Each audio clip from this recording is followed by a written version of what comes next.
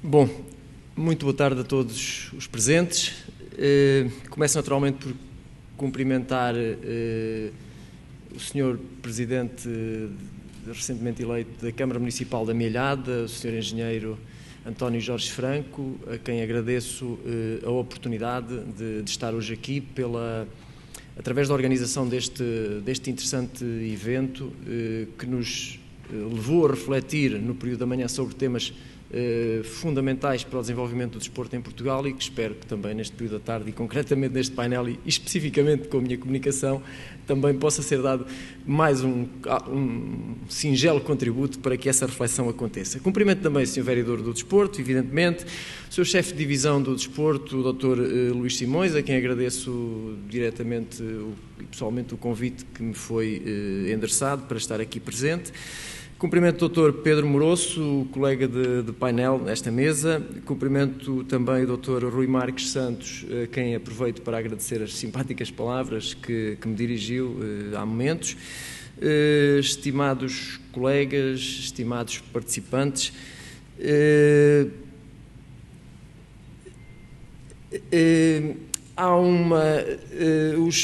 há porventura aqui pessoas, estudantes que são meus alunos de ensino pré ou pós-graduado na Universidade de Coimbra e que eventualmente conhecem parte do meu discurso. Um discurso esse que por vezes remete para uma certa dimensão de pessimismo, ainda que eu seja um otimista por natureza.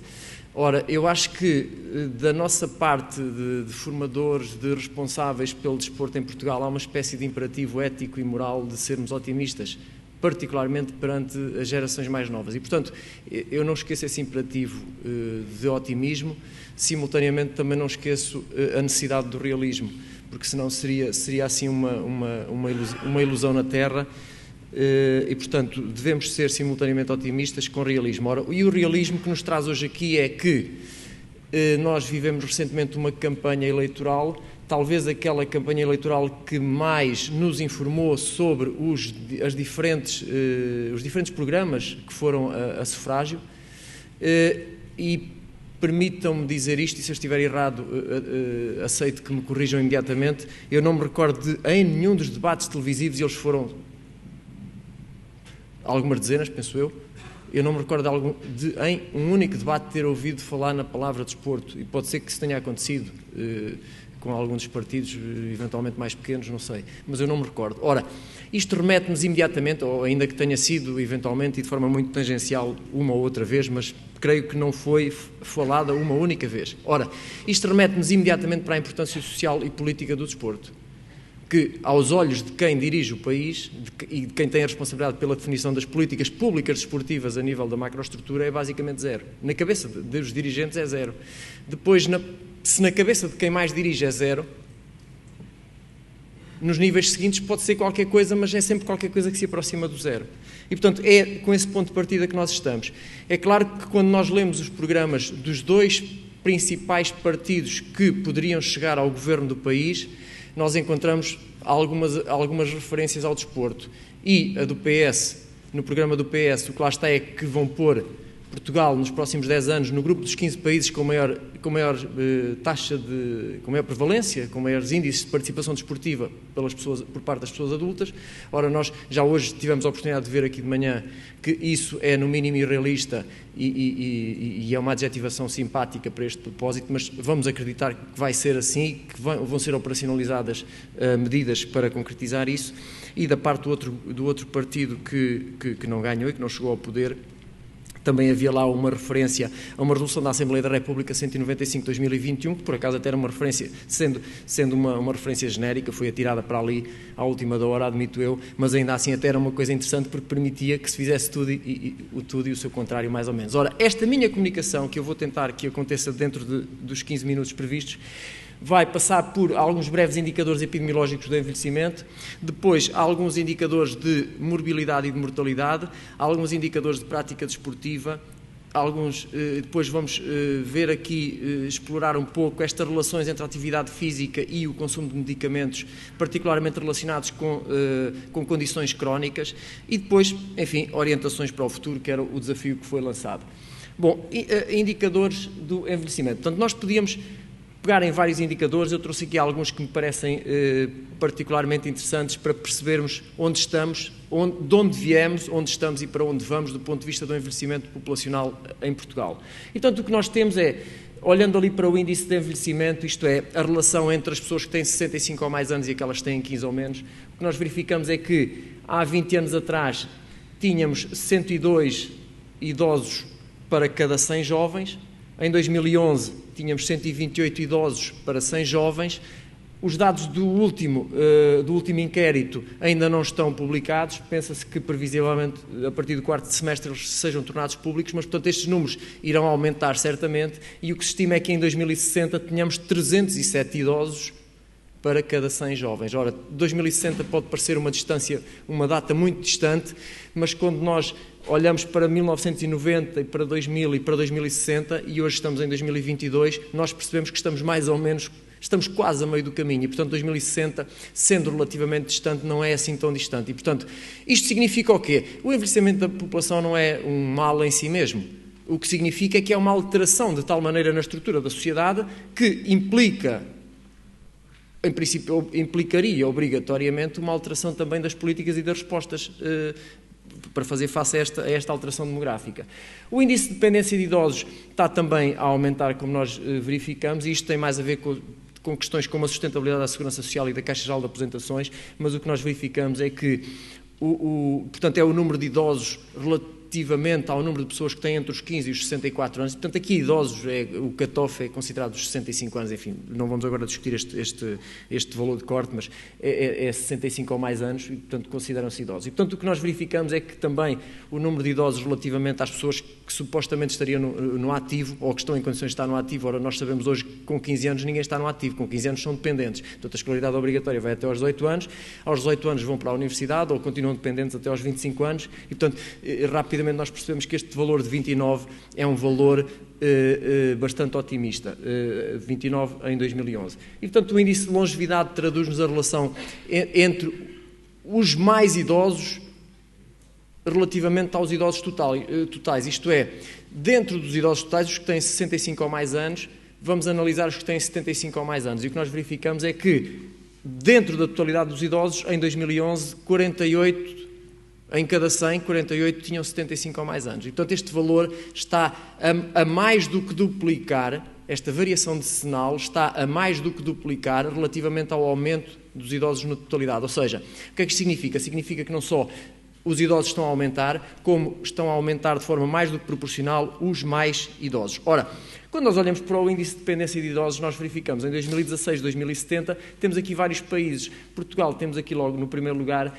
Em 2016 estava ligeiramente acima de alguns, mas não estava muito acima de outros países. O que nós verificamos é que em 2070 Portugal vai ter um valor muito superior à generalidade dos países com quem em 2016 comparávamos bem. Portanto, isto significa uma alteração da estrutura demográfica inequivocamente e, portanto, devemos começar imediatamente a pensar na resposta a esta situação.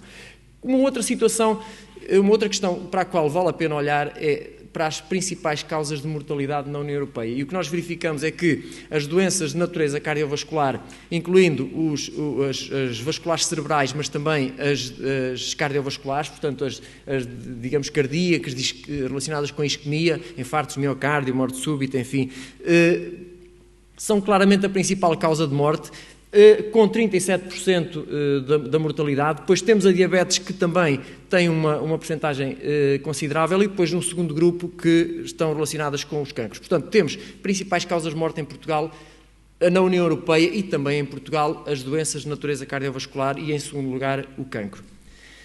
Ora, quando nós olhamos para a questão da diabetes, que também, num certo sentido, está relacionado, enfim, com as doenças cardiovasculares, poderemos depois discutir isso se tivermos tempo. O que nós verificamos é que Portugal tem valores que podemos considerar preocupantes, penso eu, comparando com outros países. Reparem que 41,6% da população, isto são os dados do último Observatório Nacional da Diabetes, quase 42% da população entre os 20 e os 79 anos tem diabetes ou hiperglicemia intermédia, isto é, uma glicemia de jejum igual ou superior a 100 mg por decilitro de sangue. Portanto, estamos aqui com uma percentagem, estamos aqui com 3,2 milhões de pessoas nestas circunstâncias. Portanto, são valores muitíssimo grandes. Quando nós olhamos concretamente para as pessoas com mais idade, o que nós verificamos ali entre os 60 e os 79 anos, o que nós verificamos é que 27% dessa população idosa, que é daquela que estamos hoje a tratar aqui mais concretamente, 27% dessa população está numa situação, tem diabetes, independentemente de estar ou não diagnosticada. Portanto, 27% das pessoas com mais idade têm diabetes. Uma outra situação interessante para a qual vale a pena refletirmos, e até na sequência desta pandemia que agora nos afetou a todos nos últimos anos, é esta questão aqui do distress, ou do stress, digamos, perspectiva negativa do stress, digamos assim. E Portugal aparece ali, comparando com os outros países da União Europeia a 27, Portugal aparece com um valor claramente que se destaca, evidentemente, pela negativa. Portanto, nós temos problemas a nível da saúde mental, problemas sérios. E também, eu trago esta questão aqui, porque este é o resultado do relatório da saúde da União Europeia. Estes dados são digamos, pesquisados, identificados a partir de um instrumento que quem trabalha com qualidade de vida conhece, que é o SF36, e, portanto, podem consultar a metodologia. Isto é uma metodologia bastante interessante. E, portanto, resulta ali um valor completamente destacado para Portugal, ou seja, a saúde mental dos portugueses não está bem em termos absolutos e também não está bem em termos comparativos. E, portanto, também aqui o desporto poderia dar um contributo interessante.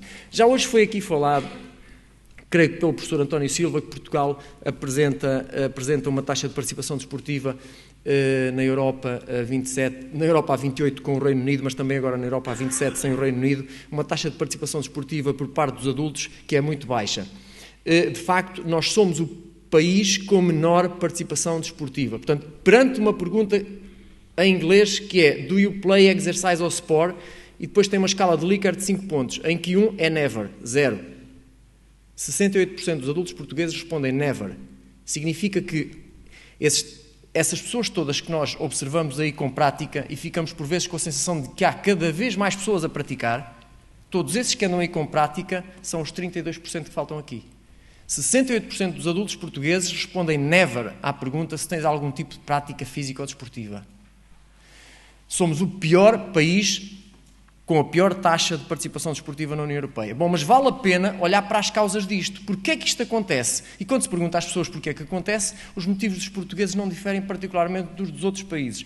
E reparem, falta de tempo, doenças e incapacidades várias, os custos excessivos, e depois há aqui um que aparece ali em segundo lugar, que é falta de motivação ou desinteresse. E eu acho que isto é interessante, porque do ponto de vista comportamental, o desinteresse e a desmotivação, penso que são variáveis sobre as quais nós podemos agir, com políticas, nomeadamente políticas públicas a nível macro, definidas a nível, desde logo, micro, mas com certeza também a nível macro. Portanto, o que é que aconteceu no desinteresse e na desmotivação para a prática dos adultos portugueses? Nos últimos 8 anos, esta desmotivação e este desinteresse aumentaram 230%, isto é, mais do que triplicou. Portanto, este é o quadro em Portugal em 2018, estamos à espera do Eurobarómetro de 2022 com os dados recolhidos no final de 2021, ainda não foi publicado, a pandemia veio perturbar com certeza todos esses dados e a interpretação que daí resulta e, portanto, eu acho que se continuarmos a olhar para estes de 2018 não estaremos a errar muito. Portanto, o que é que acontece? O que é que está a acontecer em Portugal para que a desmotivação e o desinteresse para a prática mais do que tenha triplicado num prazo de 8 anos? Portanto, eu acho que isto significa, eu não quero ser injusto, mas se isto não significa uma total ausência de políticas e de estratégias públicas desportivas, pelo menos significa um fracasso das políticas. Portanto, eu acho que não é possível estar a definir políticas e estar, num período de 8 anos, a ver triplicar o desinteresse e a desmotivação para o consumo de determinados comportamentos. E os decisores não agem sobre isto. Portanto, eu acho que isto é de bastante gravidade. Bom,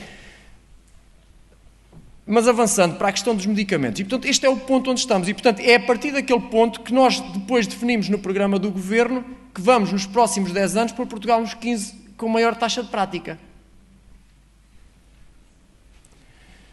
Em 2013, eu penso que ainda tenho 5 ou 7 minutos, certo? Não? Já esgotei? Eu não comecei aos 5. Vou tentar ser breve. Se me der 2 ou 3 minutos... Muito obrigado. Em 2013 foi publicado o primeiro trabalho a nível mundial que associou o consumo de estatinas com perturbações nos efeitos do exercício físico. Isto é, as estatinas são um fármaco que é prescrito para quem tem dislipidemias. Quem vai ao médico, está aqui uma pessoa que acompanha facilmente o raciocínio, quem vai ao médico tem um colesterol 210, sai lá com umas estatinas prescritas, com elevada probabilidade. Estou a falar bem, não é? Portanto, as estatinas são talvez o fármaco mais prescrito, ou dos mais prescritos neste momento. São generalizadamente prescritos. O que é que acontece? Acontece que as estatinas, por um lado, baixam o colesterol, por outro lado, também interferem no metabolismo proteico, o que significa que as pessoas em casa ficam com mais vontade de ficar sentadas no sofá e com queimbras. Bom, então vamos lá ver. Por um lado, estamos a dizer, mexe-te, pratica exercício físico porque isso vai melhorar a tua aptidão cardiorrespiratória e tu com isso baixas considerável e inequivocamente o risco cardiovascular, mas por outro lado, com as estatinas, nós estamos a mitigar os potenciais efeitos do exercício físico. Este é o cenário. Em 2018 eu tive a oportunidade de coordenar um trabalho que foi publicado em que nós verificámos que de facto as estatinas controlam essas variáveis, mas interferem negativamente com o conjunto de outras variáveis. E quando nós acrescentamos o exercício a esses grupos, o que nós verificamos é que o exercício consegue, de alguma maneira, mitigar esses efeitos secundários negativos, chamemos-lhe assim, desse fármaco. Quando nós olhamos para um outro fármaco, que é a metformina, que é o fármaco que também admite mais prescrito para quem tem problemas relacionados com a glicemia e com a diabetes, o que nós verificamos é que também aqui o exercício físico consegue ter um papel positivo na presença da metformina. Depois, quando nós pensamos na qualidade de vida, um diabético ou um pré-diabético com só metformina até traz a glicemia controlada, mas isso não interfere com a sua qualidade de vida. Quando nós acrescentamos exercício físico, a qualidade de vida das pessoas subiu. Bom, orientações para o futuro. Em 2014 eu tive a oportunidade, estou quase a terminar, praticamente a terminar, em 2014 eu tive a oportunidade de coordenar um outro trabalho que foi publicado na revista da Associação Médica Brasileira, em que foi possível demonstrarmos que há uma associação inversa entre a aptidão cardiorrespiratória e o custo anual com o consumo de medicamentos. E esta relação inversa chega ao ponto de as pessoas com melhor aptidão cardiorrespiratória chegam a consumir 46% a menos em medicamentos. O que é que isto significa na carteira de cada um? Significa que em vez de 1.212 euros por ano, eles consomem apenas 656 euros por ano. Bom, questão que se coloca, está bem, mas isso tem uma relação custo-benefício? Tem uma relação inequívoca custo-benefício, isto é, mesmo que considerando agora o investimento necessário para que as pessoas praticassem exercício físico, e há uma série de custos que nós podemos identificar para que isso aconteça, o que nós verificamos é que por cada euro investido nesses programas de exercício físico representaria 8,1 euros de redução só no consumo de medicamentos. Portanto, a relação custo-benefício é inequívoca. Última ideia para discussão. Orçamento de Estado 2021, que é o que está em vigor neste momento. Nós olhamos para o artigo 78F. E, portanto, o ponto de partida é este. Bom, se o exercício físico é inequivocamente importante, o Governo há de estar atento a estas coisas e há de ter pensado nisto. Certo? Vejamos a Lei do Orçamento de Estado. Artigo 78F. Nem de propósito, temos aqui duas alíneas tão próximas que é ainda que, enfim, que não fosse necessariamente desejável compará-las, mas elas estão tão próximas que é inevitável a comparação. A linha F, secção P, classe 85.510, ensino desportivo e recreativo, secção R, classes 93.120, atividades de clubes desportivos e depois a outra, atividades de ginásio e fitness. Basicamente é o quê? Despesas em ginásios podem ser deduzidas em sede de IRS. É esta a ideia. O Governo não teve, eu vou utilizar um termo, não sei se é o mais correto, mas não teve coragem para colocar ali um valor. Disse que fica isto em aberto, depois vamos discutir a seguir com as pessoas dos ginásios qual é a percentagem que vamos colocar. Mais tarde veio a saber-se, penso eu, que é 15%, se não estou em erro. Muito bem. Duas linhas abaixo, despesas com cães e gatos, 22,5% do IVA. Ouçam, eu não quero fazer a comparação, mas torna-se inevitável, porque estão tão próximas, que não há como não fazer. Questão. Mas será que deduzir 15% do IVA pago em ginásios incentiva a alteração de comportamento e o aumento do consumo de fitness? É a última pergunta e não vou dar propriamente uma resposta. Deixo apenas um exemplo. Vamos imaginar alguém que paga 40 euros por mês no ginásio, o que dá mais ou menos 500 euros por ano. Daí resultam 115 euros de IVA. Multiplicando por 15% dá 17 euros de dedução. Última questão, para reflexão, para casa. Algum de nós vai entusiasmado para o ginásio na expectativa de no final do ano ter uma dedução, um abatimento do IRS de 17 euros? Muito obrigado pela atenção.